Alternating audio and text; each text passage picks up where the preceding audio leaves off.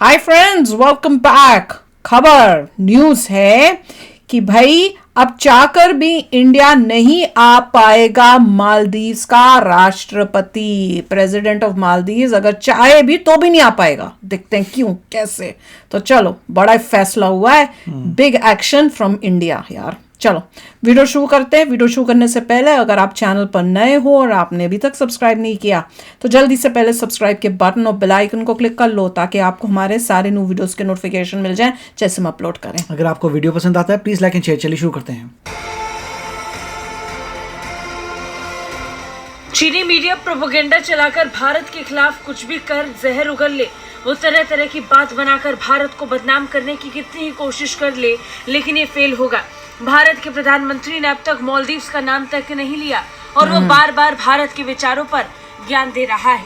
ऐसी धारणाएं बनाई जा रही है कि मालदीव के राष्ट्रपति भारत नहीं आए, लेकिन खबरों की माने तो मालदीव सरकार ने पिछले साल ही राष्ट्रपति पद संभालने के बाद राष्ट्रपति मोहम्मद मोइजू की भारत यात्रा का प्रस्ताव रखा था, लेकिन भारत ने ही तनाव को लेकर इसे आगे नहीं बढ़ाया। यानी भारत ही नहीं चाहता था कि एंटी इंडिया देश का राष्ट्रपति भारत आए। इंडिया आउट का नारा देकर सत्ता में आए मालदीव्स के राष्ट्रपति मोहम्मद मोइजू को लगा कि वो भारत का अपमान भी कर लेंगे और सम्मान भी पालेंगे, लेकिन वो गलत निकले। भारत ने ना तो मालदीव्स को न ही मालदीव्स की चीनी फैन राष्ट्रपति को कोई भाव दिया। इस मामले से परिचित लोगों ने बताया कि तनावपूर्ण द्विपक्षीय संबंधों समेत कई कारकों के कारण ये यात्रा आगे नहीं बढ़ी। दरअसल केंद्रीय मंत्री किरण रिजिजू पिछले साल मालदीव दौरे पर पहुंचे थे। तब राष्ट्रपति मोइजू ने केंद्रीय मंत्री किरण रिजिजू के साथ अपनी बैठक में लगभग 77 भारतीय सैन्य कर्मियों की वापसी की अपनी मांग को दोहराया और इसी बात ने मामले को और भी ज्यादा तनावपूर्ण कर दिया और भारत को और भी ज्यादा इस बात के लिए पक्का कर दिया कि वो मालदीव्स के राष्ट्रपति को भारत में एंट्री नहीं देंगे। और इसी तरह भारत और मालदीव्स के बीच संबंध, जो पहले नई दिल्ली का नेबरहुड फर्स्ट नीति के मुख्य लाभार्थियों के एक के रूप में उभर कर सामने आया था, वो इन अपमानजनक टिप्पणियों के बीच जल सा गया। और ये रिश्ते उस वक्त तब और खराब हो गए जब माले में सरकार के करीबी कई नेताओं ने पिछले हफ्ते भारत और उसके नेतृत्व के बारे में अपमानजनक टिप्पणियां की। हालांकि बाद में मोइजू की सरकार ने टिप्पणियों पर 3 उपमंत्रियों को निलंबित कर दिया। खबरों की माने तो मालदीव सरकार ने पिछले नवंबर में मोइजू के पदभार संभालने के तुरंत बाद राष्ट्रपति की यात्रा का प्रस्ताव पेश किया था।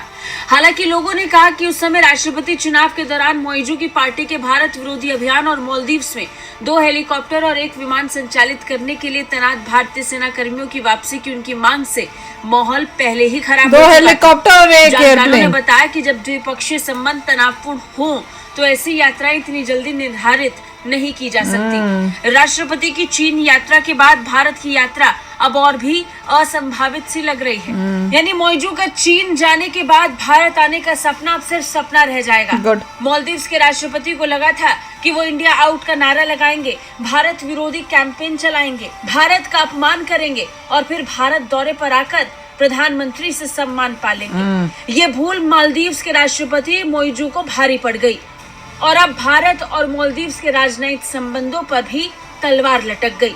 ब्यूरो रिपोर्ट, भारत तक।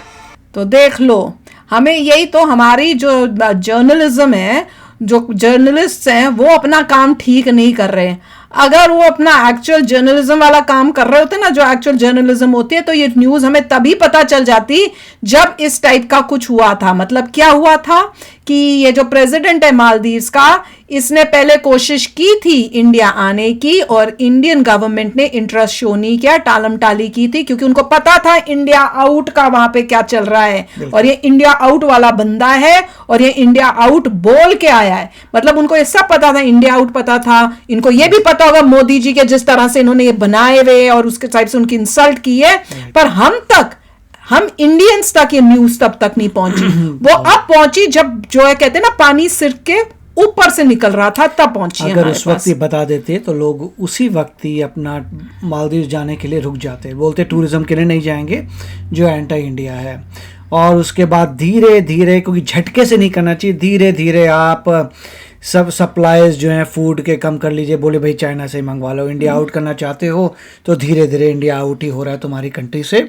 और जो भी जितने भी रिलेशनशिप्स हैं धीरे धीरे कम ही होते जाएंगे, क्योंकि तुमने शुरुआत की है इंडिया आउट की। तो आप जितनी भी चीज़ें इंडिया से लेते हो, अब पता चल रहा है कि वो फूड भी इंडिया से लेते हैं, मेडिसिन भी इंडिया से लेते हैं, इंफ्रास्ट्रक्चर भी लेते हैं, मशीनें भी लेते हैं, अपनी जो हेल्थ सर्विसेज होती हैं वो भी इंडिया से लेते हैं, इतना सब कुछ लेते हैं। तो वो सारा धीरे धीरे इंडिया को खत्म कर पढ़ने के लिए भी हमारे पास पढ़ने के लिए भी हैं। आते हैं। तो उनको बोलने जब इंडिया आउट है तो हरा तो पूरा इंडिया आउट आउट करो करो ना, फिर। तो पूरा आउट करो ना। बिल्कुल, अगर आधा आउट क्या कर रहे देखिए, हो? अगर कोई डिक्टेटर होता तो बात अलग थी। यहाँ पे डेमोक्रेसी थी और लोगों ने वोट दिया ऐसे एजेंडे में, तो उनको ये बोलना चाहिए जब लोग ही चाहते हैं इंडिया आउट, तो इंडिया से क्यों इतना तुम करते हो? तो मतलब क्यों व्यापार करते हो, क्यों दोगलापन। प्रॉफिट कमाते हो इंडिया से? ये अगर दोगलापन। ये न्यूज़ हमें मिली होती रिस्पॉन्सिबली तो धीरे धीरे इंडिया जो है कर। उसके बाद एक इनकी और न्यूज़ आई है मालदीव्स की कि प्री कोविड से पहले चाइना नंबर 1 था टूरिज्म में। अच्छा, उनका ये कहना है कि अभी जैसे इंडिया बोल रहा है कि नंबर 1 हम है, वो कह रहे हैं भैया प्री कोविड से पहले चाइना नंबर 1 था, प्री कोविड के बाद चाइना थोड़ा कम हो गया क्योंकि जो भी उनके लॉसेस हुए हैं। और स्पेशली ये तो हमने न्यूज़ देखी थी जब वो चाइना गए हैं तो बोलने के लिए भाई और टूरिस्ट भेजो। तुम कहो चाइना से टूरिस्ट लो। इन चाइना भी अगर नंबर 1 है तो इंडिया भी बहुत मेजर कंट्रीब्यूटर था, नंबर 2 था। Correct. अब इंडियंस नहीं आएंगे तो तुम्हारे को झटका लगेगा।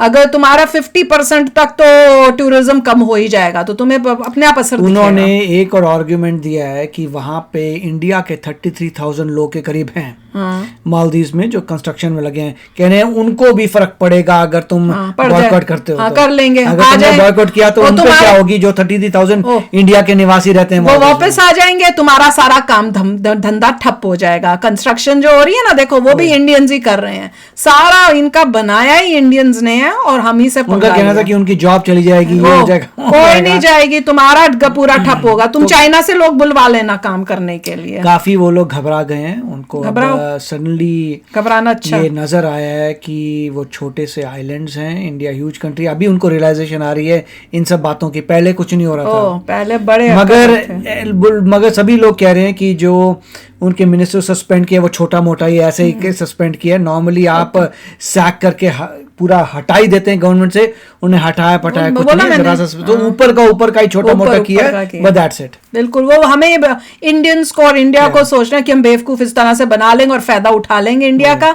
इंडिया नहीं फायदा देगा। और क्या अभी और शौक लग रहा है मुझे सुन के, 2 हेलीकॉप्टर और 1 प्लेन को वापस भेजना है। 76 जो आर्मी के लोग हैं उनको, इनको 76 आर्मी के जो बैठे हैं मिलिट्री के जो हमारे इंडिया के हैं, उनसे प्रॉब्लम हो रही है। 2 हेलीकॉप्टर और 1 प्लेन से मैं तो इतनी हैरान हो रही हूँ यार, ये तो कुछ भी नहीं है। इससे क्या किसी को क्या तकलीफ होनी है? India out, India out. अब इंडिया आउट होके बताएगा तुमको। बहुत अच्छा स्टेप है।